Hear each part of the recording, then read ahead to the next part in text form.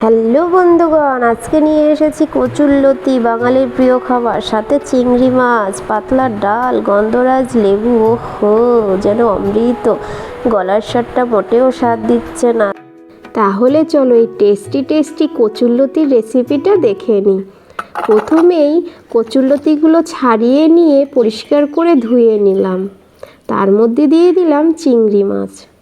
চিংড়ি মাছ দিয়ে লতি এভাবে যদি তোমরা একবার করে খাও, বারবার খেতে ইচ্ছে করবে, আর একদম ঝামেলা ছাড়া। তাহলে এভাবে কিন্তু অবশ্যই একবার হলেও ট্রাই করে খেয়ে দেখো। বলতে বলতে কিন্তু নুন দিয়ে দিলাম, হলুদ গুঁড়ো দিয়ে দিলাম, দিয়ে দেবো লঙ্কার গুঁড়ো,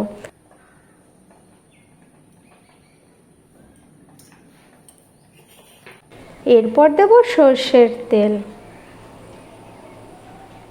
দেব সামান্য জিরের গুঁড়ো।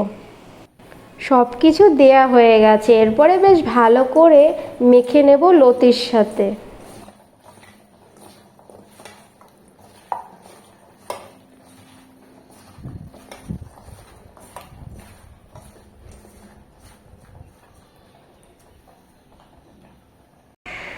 লতি মেখে নিয়ে উনুনে বসিয়ে দিলাম একটা চাটু।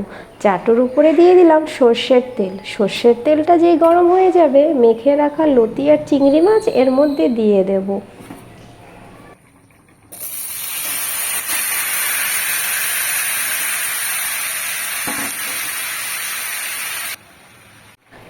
মাখা লতিগুলো চাটুর মধ্যে ছড়িয়ে দিয়ে একটা ঢাকনা দিয়ে ঢাকা চাপা দিয়ে দেব। একদম গ্যাস কিন্তু কমানো ছিল আমার। 10 মিনিট পর ঢাকনা তুলে দেখলাম আমার কিন্তু লতি নিচের দিক দিয়ে একদম হয়ে গেছে। এবার চলো উল্টে দিয়ে এটাকে।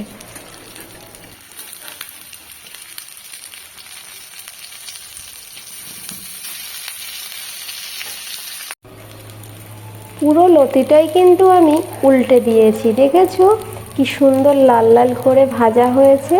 এভাবে একবার ট্রাই করো অবশ্যই। এরপরে ভাত নিয়ে নিলাম। ভাতের মধ্যে দিয়ে দেব লাউ দিয়ে পাতলা মুসুরির ডাল। ওহো, জমে যাবে পুরো। তার মধ্যে দিয়ে দিলাম সেই লতি চিংড়ি মাছ দিয়ে, ভীষণই টেস্টি। এক ফালি গন্ধরাজ লেবু, সাথে একটু পাঁপড়। ওহ, একবার জাস্ট দেখো, সেই সেই মানে কি যে খেলাম, অমৃত। মানে এই স্বাদ তোমরা ভুলতে পারবে না, একবার ট্রাই করে দেখো। তাহলে তোমরাও বাড়িতে ট্রাই করে আমাকে জানাতে একদম ভুলো না, ঠিক আছে? তাহলে এত সুন্দর খাবার মন দিয়ে খেতে হবে, তাই না? তাহলে আমি খেতে থাকি। আজকের মতো টাটা, বাই বাই। অবশ্যই কিন্তু ট্রাই করো।